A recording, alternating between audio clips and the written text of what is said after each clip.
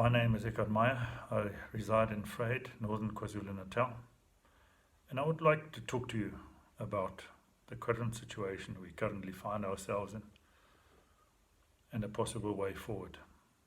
If I look what is happening and where we are in a dire situation indeed. We need to come together as a nation to find a way forward, as it seems the politicians have forsaken us. And to me, it very, very strongly looks like there's a certain agenda that's being followed, and certain things have to happen which we might not know. If I look further, I can see that end-time prophecies are playing off here. But that shouldn't withhold us to jump into action and try and save what could be saved. If the end time come upon us, glorious be the day. I can't wait for that. But in the meantime, we are still here and have to be proactive and positive citizens. So I want to start off with mentioning Agenda 21, that's Agenda 21st Century, and Agenda 2030. Now these agendas run into one another. They've been signed by all about 170 nations plus in the world as a plan for the future. And it seems to me that there's a pressing now to get things done and get things on the road. That's why you would have noticed on the backdrop with a few first news flashes they had when they announced coronavirus. The backdrop where the speakers were standing said Agenda 2030. The same backdrop was used at the World Health Organization. Also there it stated Agenda 2030. Now, if I look at what is happening, that can't be meaningless, and it must spell out something to us. So I'll name a couple of things that run along with Agenda 2030. They talk about global warming, environment, climate change, pollution, economy, equality, ecology, and poverty eradication. Furthermore, they are talking of the structures, how the structure should work. So you've got global, and then you come down nationally, regionally, and then down to the community. But basically, it is a one world government which they are looking to. Now, in their words and in their wording, you can read out the following: private property ownership and rights to be abolished, everything to belong to the governments or to the one world government. Children have to be indoctrinated to become global citizens. Depopulation of the earth, lesser humans on the surface of the earth. AI, artificial intelligence, microchipping, and robots taking the place of people, and people being controlled, their privacy being taken away because of microchips that can send positioning from wherever you are, whenever you are, and what you do. Long-term goals also stated in these agendas are, for instance, that 50% of all land mass should be reserved and should be kept for buffer zones and corridors off limits to humans. 25% of land mass should be used for government resources, only with limited human encroachment, only as is necessary to accomplish government-approved activities. The rest of the 25% of the land mass, that is for human habitation and high-density urban areas. So that's why I mentioned Agenda 21 and Agenda 2030, which was on the backdrop, which is not by coincidence. This obviously was to signal to those in the know that what was now unfolding was Agenda 2030, and it actually started rolling. It is a carefully planned and executed plan, and it is unfolding worldwide like a typical movie script, country for country, continent for continent. No coincidence that it has never happened like this. All over the world, the incredible synchronization of how things happen and are done. It can't be otherwise. Do I deny that there is a virus? Do I say it is not possible? No, I don't. Do people get infected? Yes, they seemingly do. So does normal yearly influenza. And nobody has ever made a big deal out of those numbers. Do yourself a favor and investigate. Yearly, on a global scale, the deaths of influenza, by their own statistics, run into the hundreds of thousands. No lockdowns, no big mentioning in the media. But let our political mouthpieces in authority worldwide and locally in South Africa explain for themselves what this virus is about and how dangerous it actually is. The President himself, in one of his last announcements and speeches, said at least 60% or more of South African population would be infected. He stated most of us won't even know that we have it. A few will have some slight or moderate discomfort, and only people with pre-existing conditions are likely to get sick. Some of those will need hospitalization, and a few of those will actually die. What he didn't mention is that they would die with coronavirus, not of, because they had pre-existing conditions. And then we are, as a consequence of announcements that have been made, we are treated very, very unfairly as citizens in this country. The President told this nation with a straight face that we had to make the first 21st day commitment to break the cycle, to break the curve, and to flatten the curve. And that is what I read out of it, is that would be necessary, and then we could go back to normal. All of a sudden another 2 weeks would be added, and now all of a sudden we've got levels, and now no more time frames. And then we got talk, and we hear that now September month is being thrown around, that will maybe be only the explosion of all the infections then.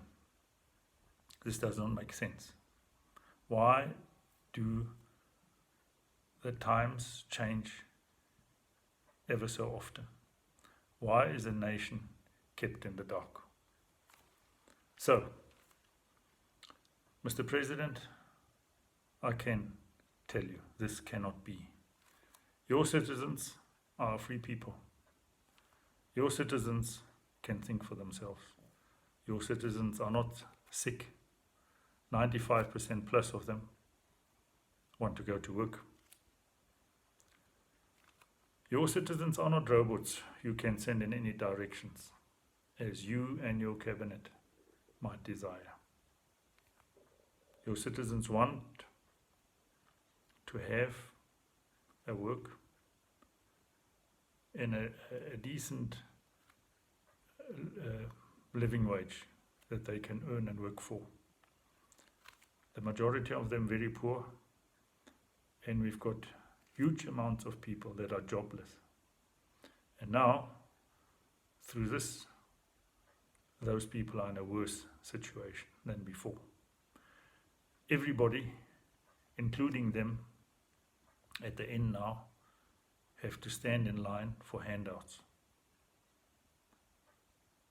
No, Mr. President. No, Cabinet. That's not what we're in for.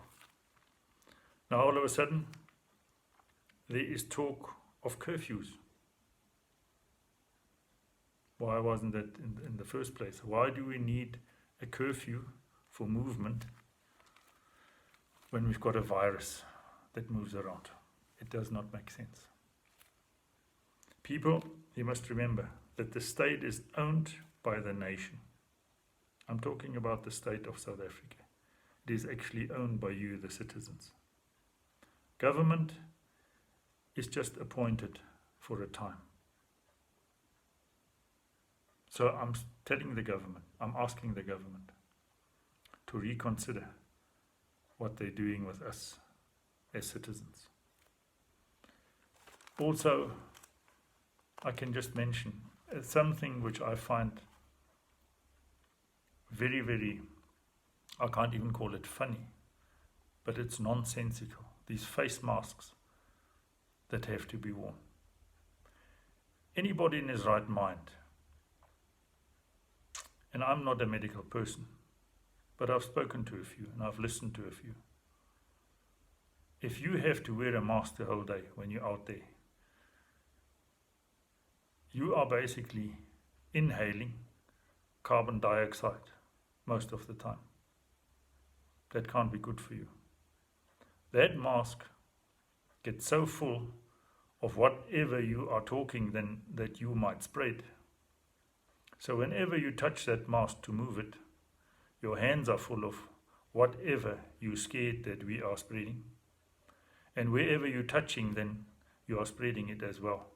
Whereas if you hadn't worn a mask, that would have dissipated into thin air.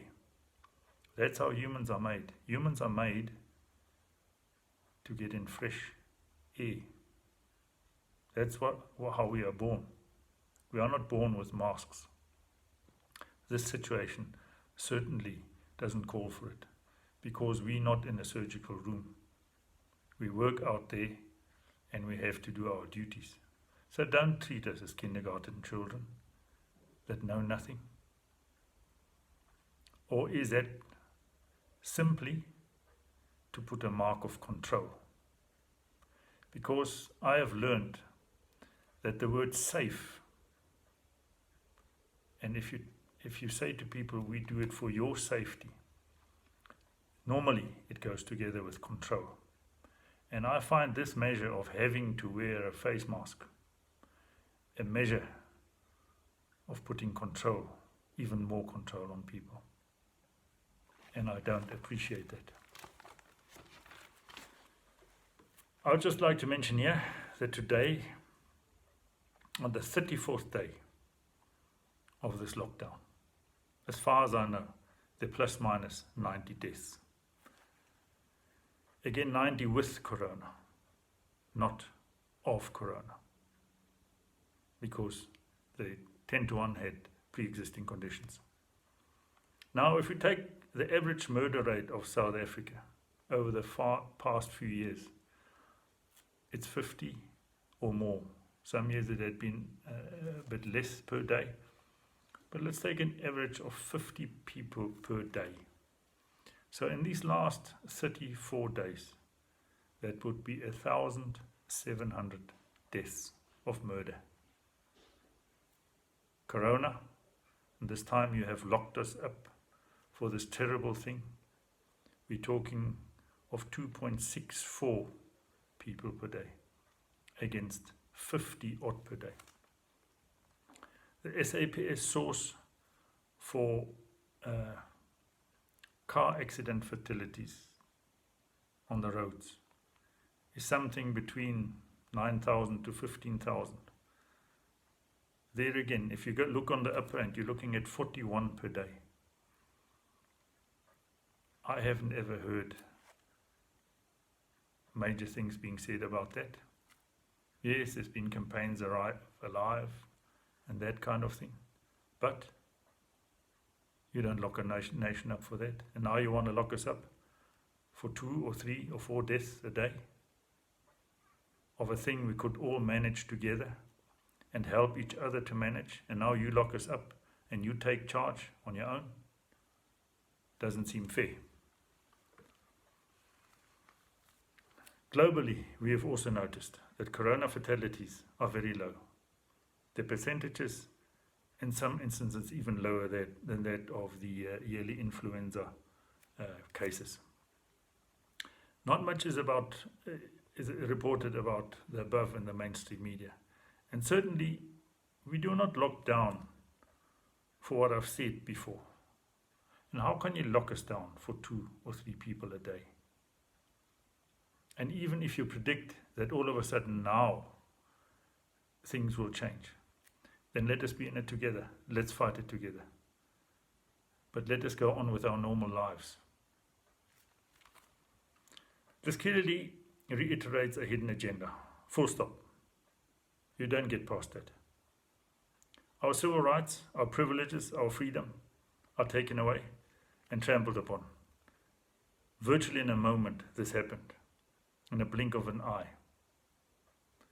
And you roam around there very happy because you're still getting paychecks. Your salaries are there and you're smiling because your bank accounts are full. Nothing to worry. What about your citizens? What about the poor people in shacks? What about our elderly? They must die alone. Do you want to tell me that a person that is 80 or 90 years old and has a birthday wouldn't like her children or his children with him and enjoy them? And if he then might be infected by influenza or whatever it is, do you think that that person would rather be alone and not die at that age, or rather have his family around him? Well, I'm actually talking to you, fellow South Africans. I have more than enough other things to do and plans to make a normal living. But,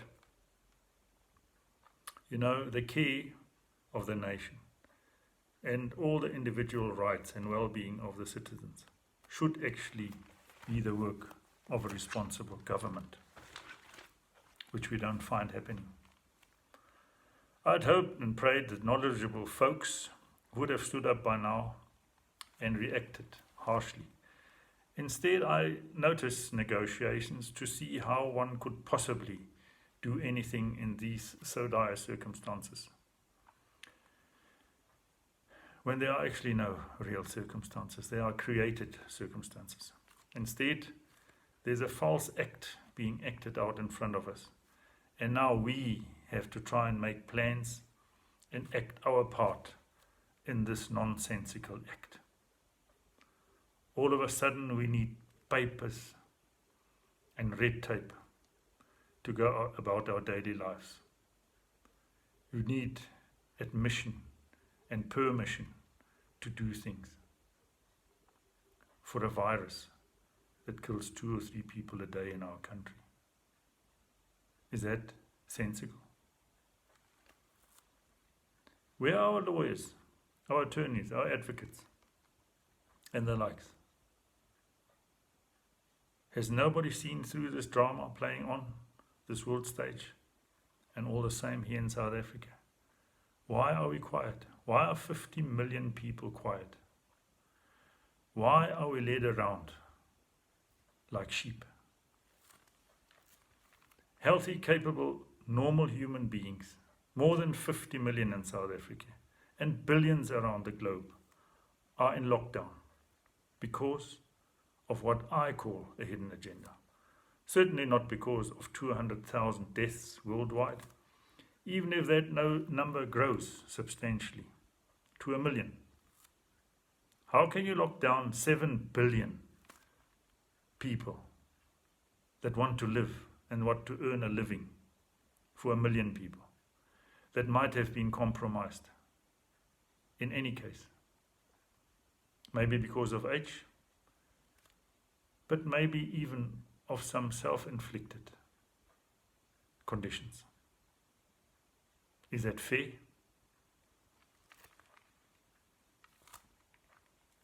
Now, because of that, old people are isolated, as I mentioned before. Our children, our grandchildren, cannot play, cannot be normal children. What is imparted on them in this situation and the way they have to grow up now? What kind of fear is instilled in them? Is that normal? Maybe for you, not for me. What has to become of our students? What vision of life must they have? And then you call in so-called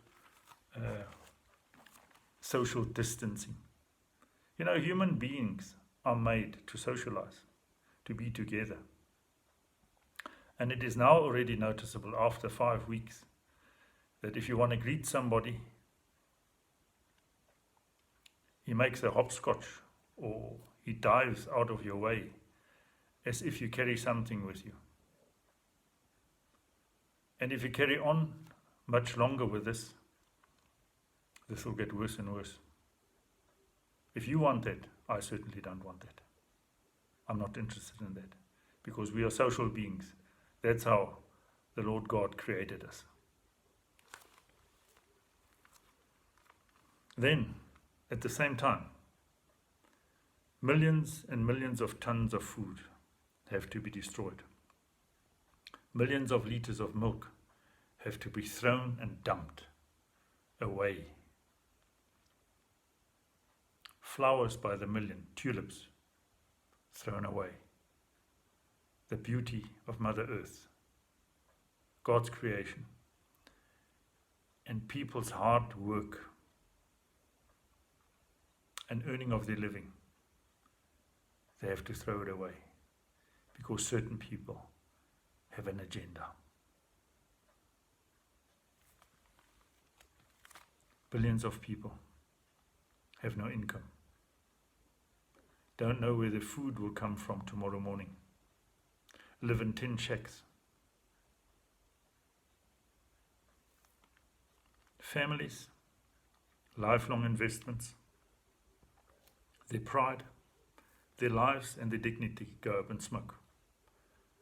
Poor people who are already suffering are at wit's end. What are they to do? Supposedly you're not worried, that one can see. In South Africa, thousands of businesses will close forever. I dare not think how many worldwide. Millions more in South Africa will have no jobs. We're already sitting with a huge, huge problem. All of these people that now have to close down their businesses, lose their businesses, will now all of a sudden be reliant and dependent on the government. But that is what the globalists want. That is communist. Because then they dictate and you march. And then the question, where does the funding of the billions and billions all of a sudden come from? I know where it comes from, but I put the question out there. There was no money beforehand to do infrastructure, to do ESCOM, to do SAA.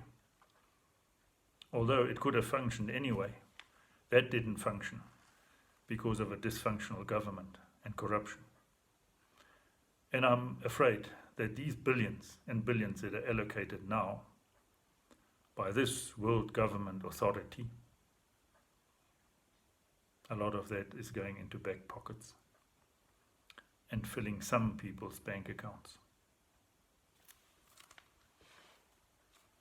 On my book, it means we are now sold out and we have to eat out of the hands of those people that gave the money.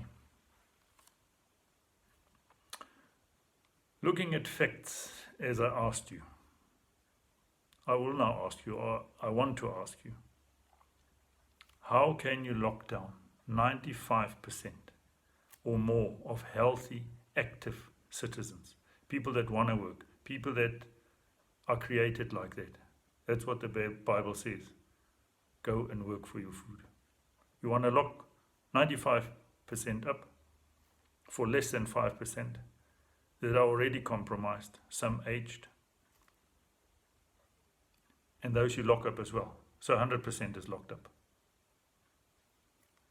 The answer is you cannot. You should not. It is totally nonsensical, and we will not and cannot carry on with this like it is. I'm speaking to the government, but I'm also speaking to you, the listener, the person that has this video in his hand now. Please listen up. Let us act and let us stand up. Why and how have we arrived here? Could it be ignorance, complacency, lack of will, lack of knowledge maybe? Possible. There's a lot of fear-mongering going around. In our area, I constantly meet people that ask me, is there a roadblock somewhere? Am I going to be treated badly again? What forms do I need now? Am I going to be turned back? Am I going to be locked up? Locked up for what? Treated bad for what? Because I'm a citizen and I want to do my job? You must be joking. Many people are scared for conflict. That's why they don't stand up. Peer pressure, disinformation, mainstream media, one-sidedness, all controlled by and for money. The same as this one world movement is about money and power. What can we expect from the future? The President stated, that is his words. And please note, it will never be the same again. I would like to ask him, why? What should change? If somebody is just sick and is cured, can't he carry on with his life like normal? What should change in the country? What should change the economy? What is different? What has happened all of a sudden? I can tell you, much more control by government. Lots of red tape to operate, to be in business, if you even can be in business or still have anything left to be in business, or if you even have property at that stage. The control mentality of the government and all its subsidiaries. New global currency may be on the horizon. Microchipping and vaccines to control for surveillance. You won't be able to access your money without microchipping. Restricted movement to keep total control. Implosion of all the securities and financial markets we had. Possibly inflation. Your money goes up in vapor. No more property rights, state again. No sustainability on your own, reliant on government. Yes boss, no boss. Privacy taken away. Lots of movement restrictions. Military and police force to install fear, as they are already doing. I can even see in Germany. Terrible. Do not allow 5G towers in your area.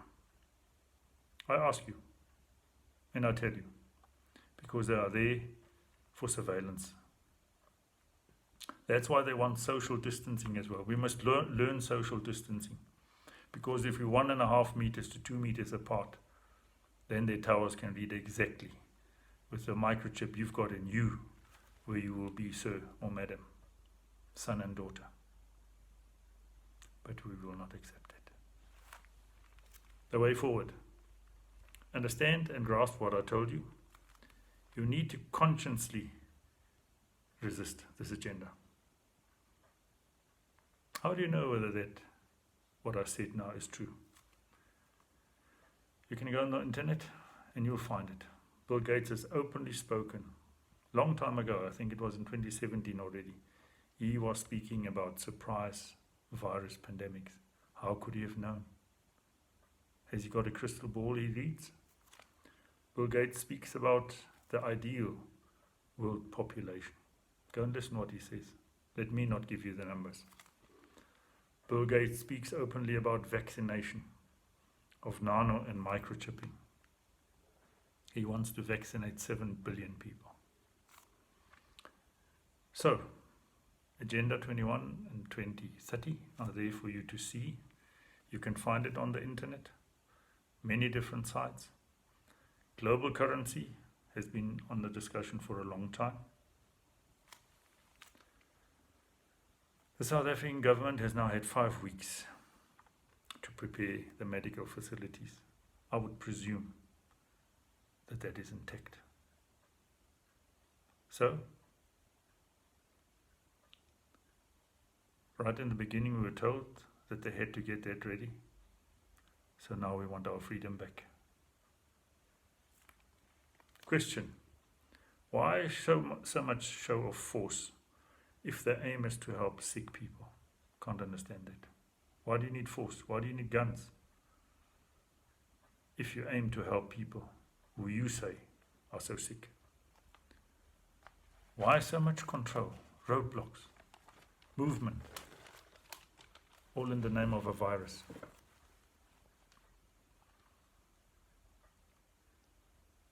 Vaccination is a total farce. Because if you know a little bit about viruses, I've read about it. Medical people have told me. Viruses mutate from year to year. By the time that vaccine is ready, the so-called vaccine, this virus has mutated. It becomes something else. So that vaccine can't work on this virus. Why do you want to get a vaccine then? Or why do you want to get vaccinated? I suggest and ask and plead that we as South Africans collectively, all of us, everybody, come together as one. We do this peacefully by quietly demonstrating and protesting in unity, and we take collective responsibility to take us forward. I plead with you. The situation the government has placed us in is dire. It is inhuman. It is draconian. It is unthinkable to be true. I can't comprehend it, that a government that says it is for its people does this to us. But that shows you who they are. It shows the character.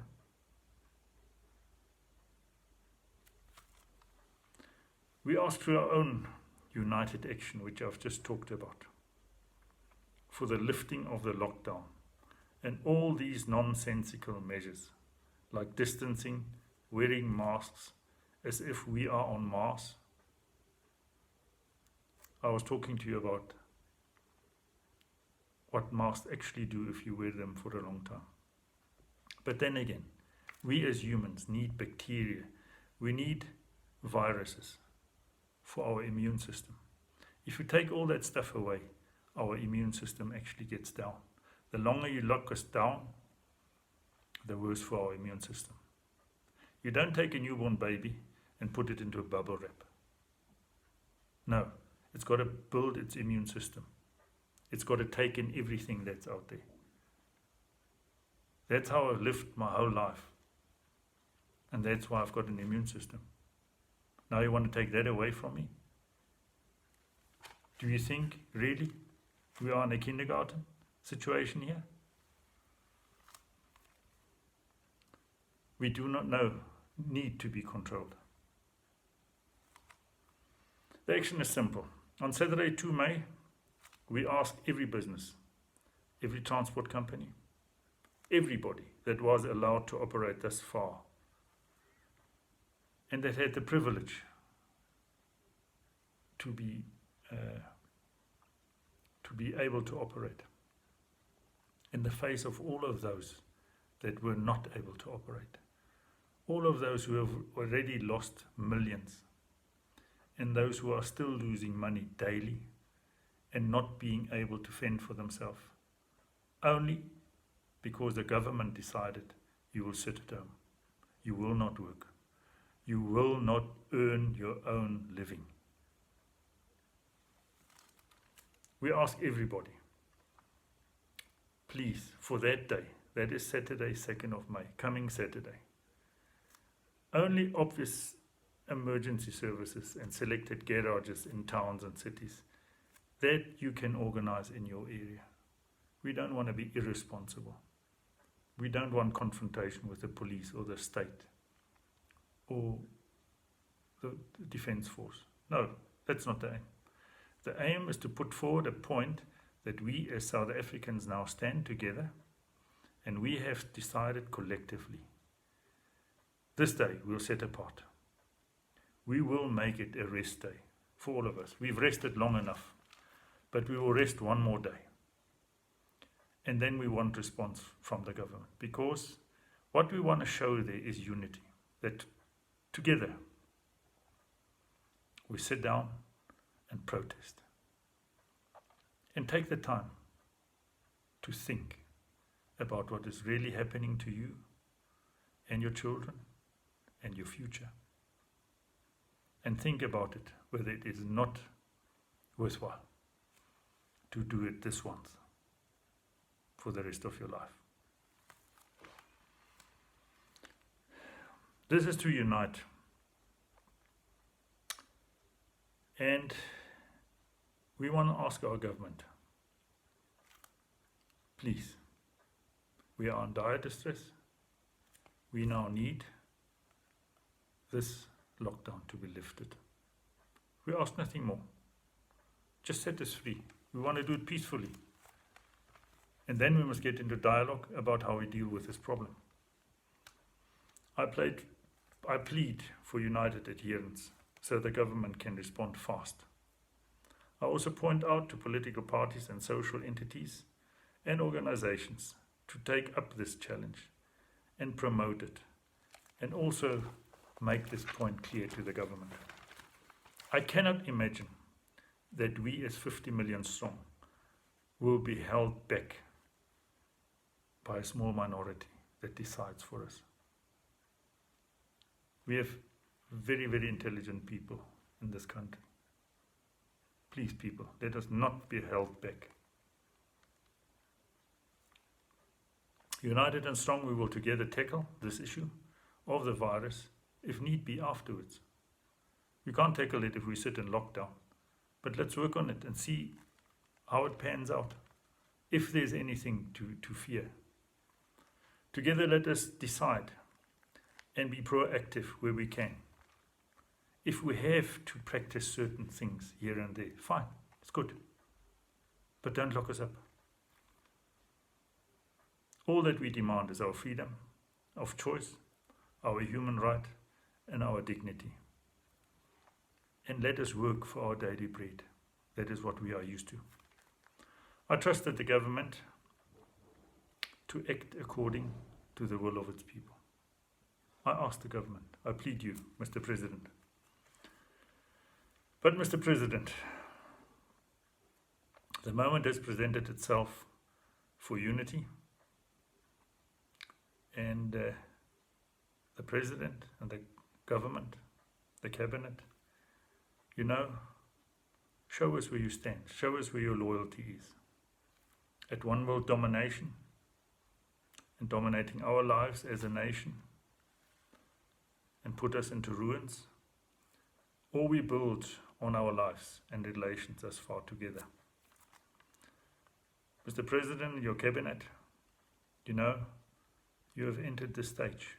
You are on stage now with what I think is a different agenda as to what has been presented to us. The door has closed behind you. You are out in the open. If it is not an agenda, if I'm wrong, this is the moment where I apologize.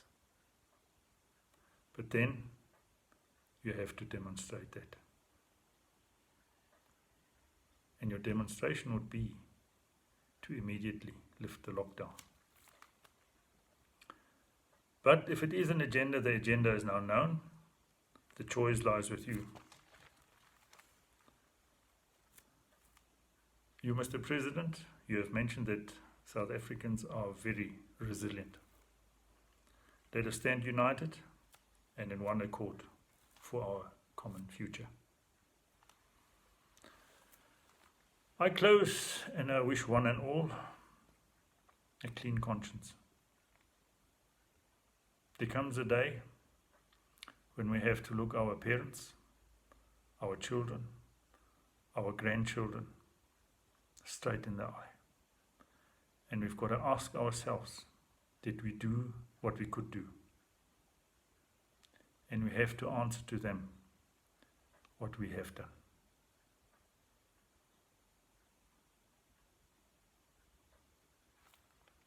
I ask God Almighty to fill every believer with wisdom and vision, and may His peace fill our innermost. I point out to you these calamities we witness are definite signs of the end times. So, I wish to place on your hearts, be wise, be prepared, fill your lamps with oil. The hour is late, but we have to do something for our future. I thank you all. Please share this as far and wide as you can on every possible platform you can. Let us hope that we get action. This is what I thought I could offer. And I pray that it sincerely bears fruit. Thank you, and God bless.